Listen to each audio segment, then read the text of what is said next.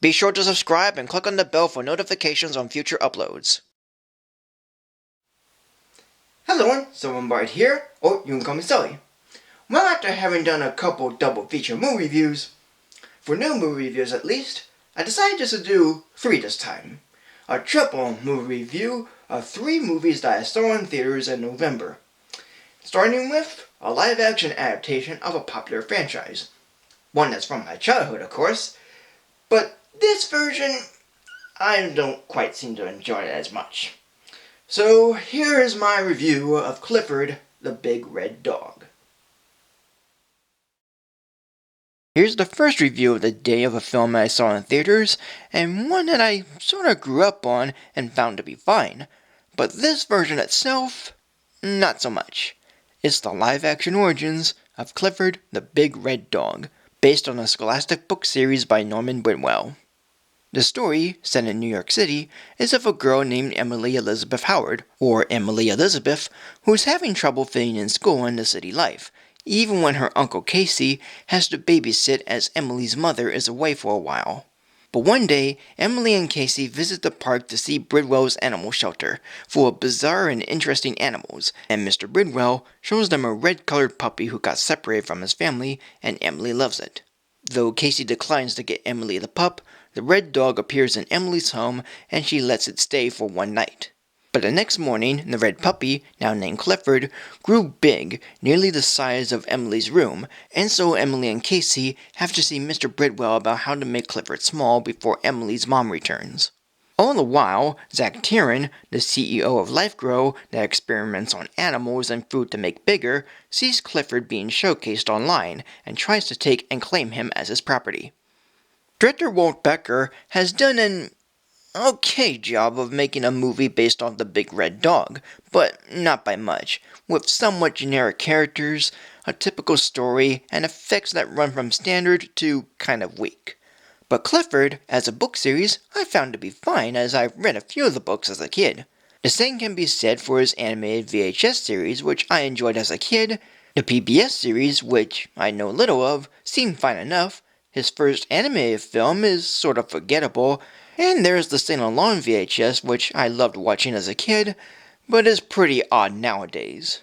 Yet this live-action feature film isn't quite in that ballpark, as it goes for the generic route of family films, with obvious characters, generic setups, and unfunny humor, right down to the typical dog jokes, despite a couple of bits where I did find to be funny. But outside of a few good jokes and an occasional bit of following the first book, it's almost underwhelming how generic it felt, and it could have benefited as being an animated film. So I'll give this movie a rating of 2.5 minus stars. Now that we got Clifford out of the way, let's take a look at the next film that I saw in theaters. One that is based on a popular franchise that I'm very aware of, and I enjoyed the first film. I found the second film to be a guilty pleasure, and the third film I didn't quite enjoy as much, and the fourth film, well, you'll soon find out. Here's my review of Ghostbusters Afterlife. Here's the second review of another movie I saw in theaters, one that's from a well-known franchise and is overall an okay sequel, Ghostbusters Afterlife, based on the 1984 movie Ghostbusters, directed by Ivan Reitman and written by Dan Aykroyd and Harold Ramis. The story is of a family moving to Summerville, Oklahoma as a summer vacation spot, when really they were evicted from their apartment and spend living in their grandfather's house away from the town. And the daughter Phoebe goes to summer school where she befriends a boy named Podcast, due to having his own podcast about conspiracy theories, while the son Trevor gets a job working at the local diner, when he really wants to be with a girl working at the same diner named Lucky. And while the mother, Callie, tries to get her life together, as well as going out with the summer school teacher, Gary Gruberson. But Phoebe soon finds out that her grandfather was the Ghostbuster, Egon Spankler, who predicted a coming apocalypse that no one in Summerville believes. And as earthquakes have been happening in town, with Phoebe discovering the Ghostbusters equipment in Egon's house, she tries to get Podcast and Trevor to find out about the earthquakes and what the coming apocalypse is. Director Jason Reitman has done a serviceable job of making a Ghostbusters sequel with fine characters, a nice story, and fun effects.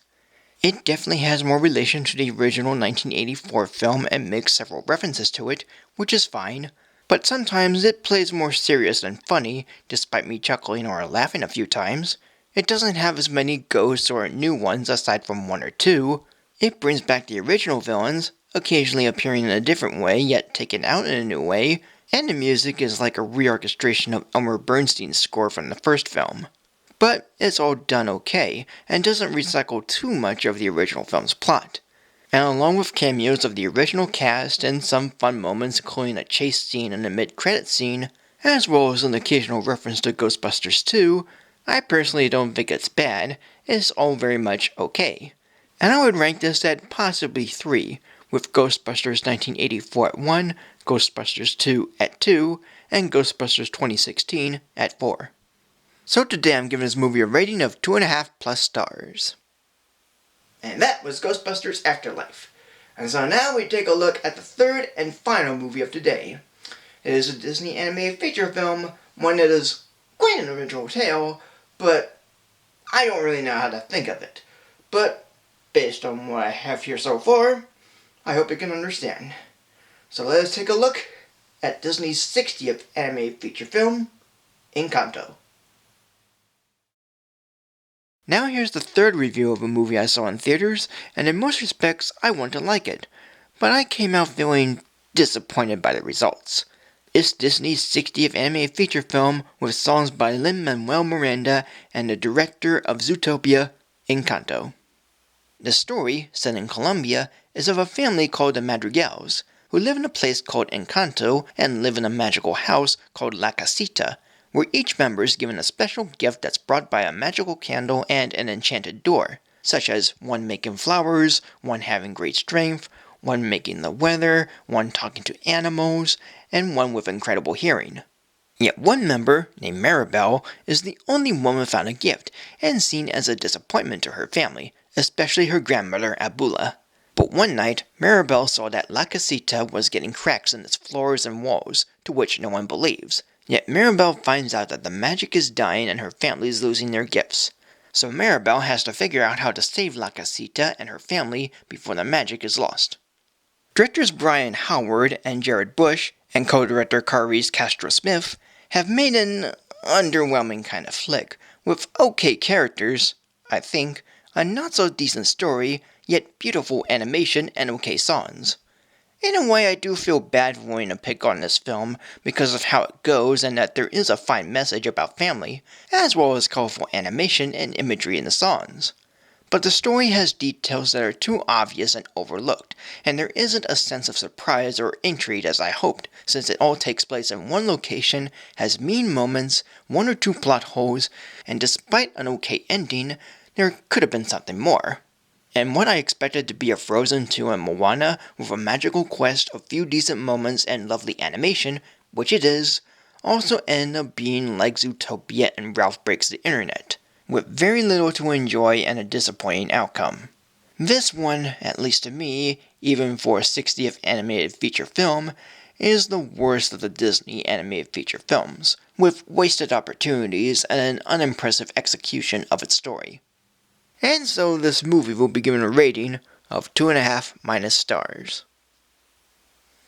And that is it. So thank you for joining me. Like, comment, subscribe, follow me on Facebook or Twitter, support me on Patreon, and until next time for a new video.